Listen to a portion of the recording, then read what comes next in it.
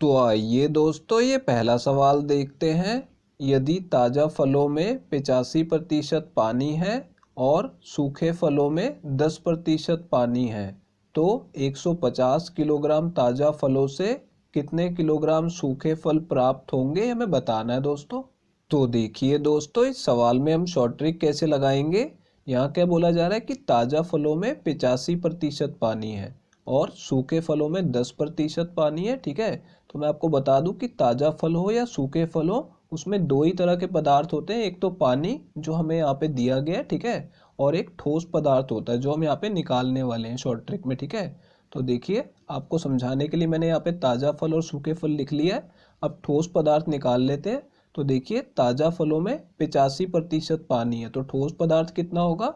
100 में से 85 को घटा देंगे तो कितना आ जाएगा, 15% आ जाएगा। ठीक है, लेकिन हम यहाँ पे सिर्फ 15 लिखेंगे, 15% नहीं लगाएंगे। ठीक है, अब देखिए, यहाँ पे सूखे फलों में 10% पानी है। ठीक है, तो ठोस पदार्थ कितना होगा, 100 में से 10 घटा देंगे तो 90% हो जाएगा। तो सूखे फलों के नीचे लिख लेंगे 90। ठीक है, और इसको 15 को और 90 को अनुपात में ले लेंगे। ठीक है, अब देखिए, एक तो हमने ठोस पदार्थ का अनुपात निकाल लिया और दूसरा हमें इनके वजन का अनुपात निकालना है, ताज़ा फल के और सूखे फल के। ठीक है, तो देखिए, यहाँ पे ताज़ा फलों का वजन तो हमें दिया हुआ है 150 किलोग्राम, तो इसके नीचे मैं लिख लूँगा यहाँ पे 150। ठीक है, और सूखे फल कितने हैं ये हमें बताना है, तो इसके लिए मैं यहाँ पे x लिख दूंगा। मान लेते हैं कि वो x किलोग्राम है, इस x की वैल्यू हमें निकालनी होगी और इन दोनों को भी अनुपात में ले लेंगे।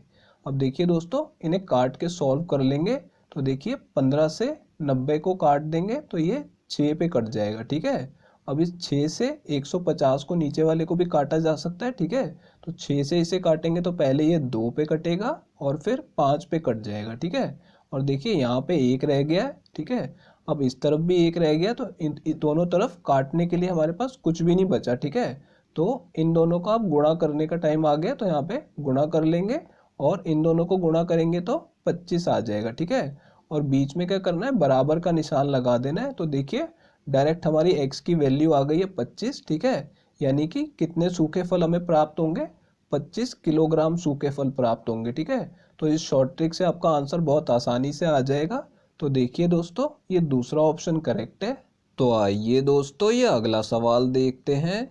किसी संख्या में पहले 30% कमी की गई, फिर उसमें 20% वृद्धि कर दी गई और फिर 10% कमी की गई, तो मूल संख्या में कुल कितने प्रतिशत कमी हुई, हमें बताना है दोस्तों। तो देखिए दोस्तों, इस सवाल में हम शॉर्ट ट्रिक कैसे लगाएंगे। यहाँ बोला जा रहा है किसी संख्या में पहले 30% की कमी की गई है, फिर 20% की वृद्धि की गई है और फिर तीसरी बार बोला जा रहा है कि 10% की कमी की गई है। ठीक है, जब भी ऐसा सवाल आएगा जहाँ पे एक ही संख्या में बार बार कमी या वृद्धि की जा रही होगी, तो यहाँ पे आप ये शॉर्ट ट्रिक लगाएंगे। देखिए, सबसे पहले आपको 100 लिख लेना है। ठीक है, अब हमने 100 लिख लिया। अब देखिए, क्या बोला जा रहा है कि 30% की कमी की गई है। ठीक है, तो 100 में आपको 30 घटा देना है क्योंकि कमी हो रही है। ठीक है, तो यहाँ पे 70 लिख लेंगे। अब देखिए, आपको क्या करना है, दोबारा से 100 लिख लेना है और दूसरी बार क्या बोला जा रहा है कि 20% की वृद्धि कर दी गई है, तो 100 में 20 जमा कर देंगे तो कितना आ जाएगा, 120 आ जाएगा। ठीक है, अब देखिए, तीसरी बार फिर से हम यहाँ पे 100 लिख लेंगे और अब क्या बोला जा रहा है कि 10% की कमी की गई है, तो इसमें 10 कम कर देंगे तो कितना आ जाएगा, 90 आ जाएगा। ठीक है, तो हमारे पास 3 अनुपात आ गए हैं। अब इन्हें काट के सॉल्व कर लेंगे।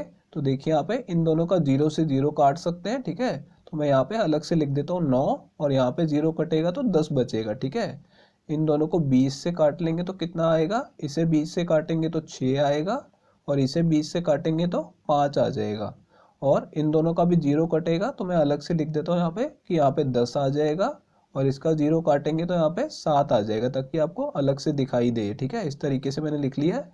अब देखिए, यहाँ पे इन तीनों को गुणा करेंगे तो कितना आ जाएगा, यहाँ पे 10 का गुणा 10 में करेंगे तो 100 और इसे 5 से गुणा करेंगे तो 500 आ जाएगा। ठीक है, और इस तरफ देखिए, यहाँ पे 7 6 42 होगा, 42 का 9 में गुणा कर देंगे तो देखिए, यहाँ पे 9 को 2 से गुणा करेंगे तो 18, एक हासिल, और यहाँ पे 9 चौक 36 और एक 37 आ जाएगा। ठीक है, यानी कि यहाँ पे कितना आ जाएगा, 378 आ जाएगा। तो देखिए, यहाँ पे ये किसका अनुपात आया है, यदि पहले संख्या कितनी थी, 500 थी। तो अब वो कितनी रह गई है, अब वो रह गई है 378, यानी कि उसमें कमी हो रही है। तो कितनी कमी हो रही है, इसके लिए आपको 500 में से 378 को घटा के देखना है। तो कितना आ जाएगा, ये 122 आ जाएगा, यानी कि उसमें 122 की कमी आई है, यानी 122 कम हो गई है। अब हमें ये जो कमी है ये प्रतिशत में बतानी है। तो प्रतिशत में कैसे बताएंगे, देखिए यहाँ पे 122 की कमी हुई है तो ऊपर 122, और ये कमी किस में हुई है, 500 में हुई है। तो जिसमें भी कमी हुई है उससे भाग करेंगे और गुणा कर देंगे 100 से प्रतिशत में बदलने के लिए। अब देखिए 2 जीरो से 2 जीरो कट जाएगी, ठीक है। तो कितना रह जाएगा, 122/5। अब इसे 5 से भाग करेंगे तो पहले ये किस पे कटेगा, 2 पे, और फिर 2 बचेगा तो ये 4 पे कटेगा, ठीक है। और उसके बाद 2 शेष बचेगा तो पॉइंट लगा के फिर ये 4 पे कट जाएगा। यानी कि कितने की कमी हो रही है, 24.4% की कमी हो जाएगी मूल संख्या में। तो ये हमारा इस सवाल का आंसर है दोस्तों, ये दूसरा ऑप्शन करेक्ट है। तो आइए दोस्तों ये अगला सवाल देखते हैं। रोहित के खर्च और बचत का अनुपात 8:5 है। यदि उसकी आय में 10% की वृद्धि होती है और उसके खर्च में 20% की वृद्धि होती है, तो उसकी बचत में कितने प्रतिशत की कमी होगी, हमें बताना है दोस्तों। तो देखिए दोस्तों इस सवाल में हमें क्या बोला जा रहा है कि रोहित के खर्च और बचत का अनुपात 8:5 है, ठीक है। तो देखिए यहाँ पे अगर उसका खर्च 8 है और उसकी बचत कितनी है, 5 है, ठीक है। तो हमें उसकी आय निकालनी होगी, तो क्या करेंगे, इन दोनों को जमा कर देंगे। तो 8 जमा 5 कितना हो जाएगा, 13, ठीक है। यानी कि वो 13 रुपये कमाता है तो उसमें से 8 खर्च कर देता है और उसके पास 5 रुपये बचते हैं, ठीक है। लेकिन अब इस सवाल में देखिए क्या बोला जा रहा है कि उसकी आय में 10% की वृद्धि होती है और खर्च में 20% की वृद्धि होती है, ठीक है। तो ये जो वृद्धि करनी है ये इस रुपए में करना तो ठीक नहीं है, पॉइंट में आंसर आ जाएगा। तो हम क्या करेंगे, यहाँ पे 2 जीरो और बढ़ा देंगे तीनों में, ठीक है। तो देखिए यहाँ पे तीनों के अंदर 2 जीरो हमने बढ़ा दी। अब देखिए वो 1300 रुपये कमाता है और उसमें से 800 रुपये खर्च करता है और 500 रुपये की बचत करता है, ठीक है। अब देखिए यहाँ पे क्या बोला जा रहा है कि उसकी आय में 10% की वृद्धि होती है, ठीक है। तो अगर किसी भी संख्या का आपको 10% निकालना होता है तो आप क्या करते हैं, उस संख्या को 10 से भाग कर देते हैं, ठीक है। तो ये देखिए यहाँ पे 10 से इसे भाग करेंगे तो 0 से 0 कट जाएगा तो कितना आ जाएगा, 130 आ जाएगा। तो यहाँ पे 1300 में 130 की वृद्धि कर देंगे, मतलब 130 जमा कर देंगे इसमें। तो देखिए यहाँ पे अगर मैं इसमें 10% की वृद्धि करूंगा तो कितना हो जाएगा, ये यहाँ पे 1430 रुपये हो जाएगा, ठीक है। यानी मैंने इसमें 130 रुपये जमा करके लिख दिया, ठीक है। अब देखिए क्या बोल रहा है, उसके खर्च में 20% की वृद्धि होती है, ठीक है। अब देखिए 800 का 20% कैसे निकालेंगे, पहले इसका 10% निकाल लेंगे। कैसे, इसे 10 से भाग कर देंगे तो 10% आ जाएगा, यानी कि 80 आ जाएगा। और 20% कितना हो जाएगा, इसका 2 गुना कर देंगे, यानी कि 160 हो जाएगा इसका 20%, ठीक है। तो इसमें 20% की वृद्धि करनी होगी, तो इसमें 160 को जमा कर देंगे तो कितना आ जाएगा, ये 960 आ जाएगा, ठीक है।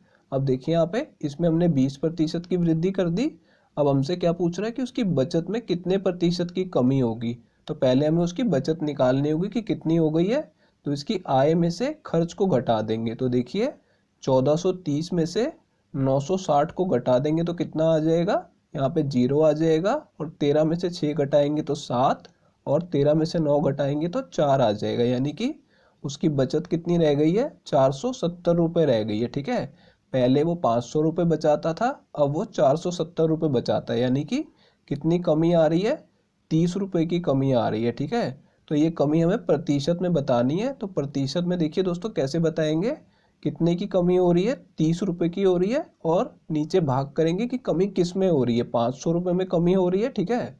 तो इसे 500 से भाग करना होगा और प्रतिशत में बदलने के लिए 100 से गुणा कर देंगे। तो यहाँ पे देखिए 2 जीरो से 2 जीरो कट जाएगी, और 5 से इसको 30 को काटेंगे तो 6 पे कट जाएगा, यानी कि 6% की कमी हो रही है उसकी बचत में। तो दोस्तों ये हमारा इस सवाल का आंसर होगा। देखिए दोस्तों कौन सा ऑप्शन करेक्ट है, ये पहला ऑप्शन करेक्ट है। तो आइए दोस्तों ये अगला सवाल देखते हैं। 4 किलोग्राम के एक तरबूज में 95% पानी है। कुछ समय बाद उसमें 92% पानी रह जाता है। तब उसका वजन कितना हो जाएगा ये हमें बताना है दोस्तों। तो देखिए दोस्तों, इस सवाल में हम शॉर्ट ट्रिक कैसे लगाएंगे। यहाँ बोला जा रहा है कि एक तरबूज में 95% पानी है और कुछ समय बाद उसमें 92% पानी रह जाता है। ठीक है, तो जैसा हमने पहले सवाल में ठोस पदार्थ का अनुपात निकाला था, तो इसमें भी हम वैसी शॉर्ट ट्रिक लगाएंगे। देखिए यहाँ पे ठोस पदार्थ उसमें कितना है, अगर उसमें 95% पानी है तो ठोस पदार्थ 5% है। ठीक है, तो यहाँ पे 5 लिख लेंगे। ठीक है, अब क्या बोल रहा है कि कुछ समय बाद उसमें 92% पानी रह जाएगा, तो ठोस पदार्थ कितना होगा, 100 में से 92 घटाएंगे तो 8 रह जाएगा। ठीक है, लेकिन हमें यहाँ पे प्रतिशत नहीं लगाना क्योंकि हम इसे अनुपात में ले रहे हैं। ठीक है, तो देखिए यहाँ पे अगर पहले उसमें 5% पानी था और अब उसमें 8% पानी रह गया। ठीक है, तो मैंने ऊपर आपको समझाने के लिए लिख दिया कि पहले और अब की बात कर रहे हैं हम। ठीक है, अब देखिए दूसरा जो अनुपात हम लेंगे वो वजन का लेंगे। तो वजन कितना दिया हुआ तरबूज का, पहले उसका वजन 4 किलोग्राम था, तो पहले के नीचे यहाँ पे 4 लिख लेंगे और अब उसका वजन कितना हो जाएगा ये हमें बताना है सवाल में। ठीक है, तो यहाँ पे इसे हम मान लेंगे कि उसका वजन x किलोग्राम हो जाएगा। तो यहाँ पे इन दोनों को भी वजन को अनुपात में ले लेंगे। अब देखिए दोस्तों, हमारे पास दो अनुपात आ गए, इन्हें काट के सॉल्व कर लेंगे। तो देखिए 4 से 8 को काट दूंगा मैं, तो यहाँ पे 2 आ जाएगा। ठीक है, अब यहाँ पे और कुछ काटा नहीं जा सकता, तो इन दोनों को गुणा कर लेंगे तो कितना आ जाएगा 2x, और इस तरफ कितना आ जाएगा 5 आ जाएगा, और दोनों के बीच में बराबर का निशान लगा देंगे। तो देखिए ये जो 2 है ये नीचे भाग में चला जाएगा 5 के नीचे, और बराबर किसके आ जाएगा x के। अब इसे 2 से काटेंगे तो कितना आ जाएगा 2.5 किलोग्राम आ जाएगा। ठीक है, तो यानी कि अब उसका वजन कितना हो गया 2.5 किलोग्राम हो गया है। तो ये हमारा इस सवाल का आंसर है दोस्तों, ये तीसरा ऑप्शन करेक्ट है। तो आइए दोस्तों ये अगला सवाल देखते हैं। यदि दो संख्याएं किसी तीसरी संख्या से क्रमशः 10% और 25% कम है, तो पहली संख्या दूसरी संख्या से कितने प्रतिशत अधिक है ये हमें बताना है दोस्तों। तो देखिए दोस्तों, इस सवाल में क्या बोला जा रहा है कि दो संख्याएं हैं जो किसी तीसरी संख्या से 10% और 25% कम है। ठीक है, तो तीसरी संख्या को हम यहाँ पे देखिए 100 मान लेते हैं ऐसे सवाल में। ठीक है, अब देखिए क्या बोला जा रहा है कि पहली संख्या 10% कम है, यानी कि इससे 10 कम है, तो पहली संख्या कितनी हो जाएगी 90 हो जाएगी। ठीक है, और दूसरी संख्या 25% कम है, तो यानी 100 में से 25 घटा देंगे तो यानी दूसरी संख्या 75 हो जाएगी। ठीक है, इससे हमें पहली और दूसरी संख्या मिल गई। अब देखिए क्या बोला जा रहा है कि पहली संख्या दूसरी संख्या से कितने प्रतिशत अधिक है। ठीक है, तो यहाँ पे देखिए पहली संख्या जो है वो दूसरी संख्या से अधिक है, ये तो हमें दिख रहा है। कितनी अधिक है, ये 15 अधिक है, दोनों को घटा के देखेंगे तो 15 अधिक है। ठीक है, अब देखिए यहाँ पे इतना हमने पता लगा लिया कि 15 अधिक है। अब ये हमें प्रतिशत में बताना है, तो प्रतिशत में कैसे बताएंगे, एक तो हमें लिखना होगा कितनी अधिक है, 15 अधिक है, और किससे अधिक है, यहाँ पे ये ध्यान दीजिए दूसरी संख्या से अधिक है। तो जिससे भी अधिक होती है उसको नीचे भाग में लिखना होता है। तो 75 से अधिक है तो 75 को नीचे भाग में लिख देंगे और गुणा कर देंगे 100 से। तो देखिए इन दोनों को 15 से काट लेंगे तो ऊपर 1 आएगा और नीचे 5 आ जाएगा। अब 5 से 100 को काटेंगे तो ये 20 पे कट जाएगा, तो यानी कि 20% हमारा इस सवाल का आंसर आ जाएगा दोस्तों। तो देखिए दोस्तों कौन सा ऑप्शन करेक्ट है, चौथा ऑप्शन करेक्ट है। तो आइए दोस्तों ये अगला सवाल देखते हैं।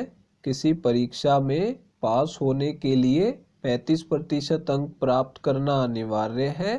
एक छात्र को उस परीक्षा में 185 अंक प्राप्त हुए और वह 25 अंकों से फेल हो गया, तो परीक्षा के अधिकतम अंक बताओ।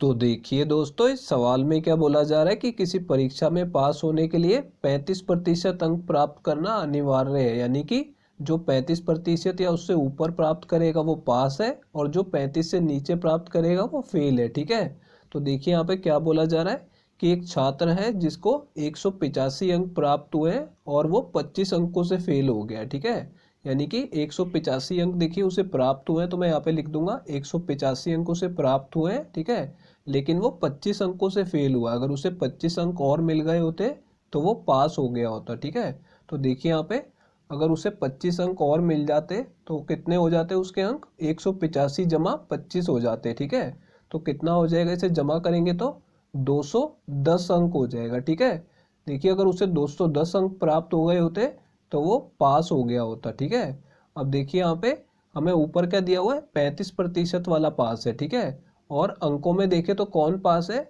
जो 210 अंक प्राप्त कर लेगा। ठीक है, अगर इससे एक भी अंक कम हुआ तो फेल हो जाएगा। ठीक है, अब देखिए अगर मैं लिखूं यहाँ पे कि 35% वाला पास है, ठीक है, और अंकों में देखा जाए तो 210 अंक वाला पास है। ठीक है, तो दोनों को आमने सामने लिखा जा सकता है। ठीक है, इतना अगर आपको समझ आ गया तो आगे सॉल्व करते हैं। देखिए यहाँ पे क्या बोला जा रहा है कि परीक्षा के अधिकतम अंक बताओ। देखिए 35% का मतलब है 210 अंक, और अधिकतम अंक कितने होते हैं, ये होते हैं 100%। ये आपको जरूर ध्यान रखना है कि जब भी ऐसा सवाल आएगा जिसमें अधिकतम अंक पूछे जाएंगे तो प्रतिशत में हमेशा अधिकतम अंक 100% होते हैं। ठीक है, तो वो हमसे 100% की वैल्यू जानना चाहता है अंकों में। ठीक है, हमारे पास 35% की वैल्यू तो है, हमें 100% की वैल्यू बतानी है। ठीक है, तो देखिए पहले मैं क्या करूँगा, 35 को 35 से भाग कर दूंगा ताकि ये 1% बन जाए। ठीक है, 35 से 35 कट जाए और 1% आ जाए। ठीक है, अब देखिए इस तरफ मैंने 35 से भाग किया है तो दूसरी तरफ भी मैं 35 से भाग कर दूंगा। तो देखिए 35 से इसे भाग करेंगे, पहले दोनों को 7 से काट लेते हैं। तो इसे 7 से काटेंगे तो ये 30 आ जाएगा, और इसे 7 से काटेंगे तो 5 आ जाएगा। अब 5 से 30 को काटेंगे तो 6 पे कट जाएगा, यानी कि 1% का मतलब क्या है, 6 अंक है। ठीक है, अब देखिए 1% मैंने क्यों निकाला, अब इसे 100% बनाना आसान है क्योंकि इसे 100 से गुणा करते ही ये 100% बन जाएगा। तो अगर मैंने इस तरफ 100 से गुणा किया है तो मैं दूसरी तरफ भी 100 से गुणा कर दूंगा। ठीक है, तो 100% की वैल्यू कितनी आ जाएगी, 100% की वैल्यू आ जाएगी 600। ठीक है, 6 का गुणा 100 में करेंगे तो 600 अंक आ जाएगा। ठीक है, तो मैंने आपको बताया था कि 100% क्या होता है, अधिकतम अंक होता है, यानी उस परीक्षा के अधिकतम अंक कितने थे, 600 थे। ठीक है, तो ये हमारा इस सवाल का आंसर है दोस्तों, ये तीसरा ऑप्शन करेक्ट है। दोस्तों अगर ये वीडियो आपको पसंद आई हो तो इसे लाइक कर दीजिए, और दोस्तों अगर आप लोग चैनल पे नए हैं तो चैनल को सब्सक्राइब जरूर कर लीजिएगा, और दोस्तों नोटिफिकेशन बेल को दबाना बिल्कुल मत भूलिएगा। तो दोस्तों इस वीडियो को यहीं ख़त्म करेंगे, आपसे मिलते हैं अब अगली वीडियो में।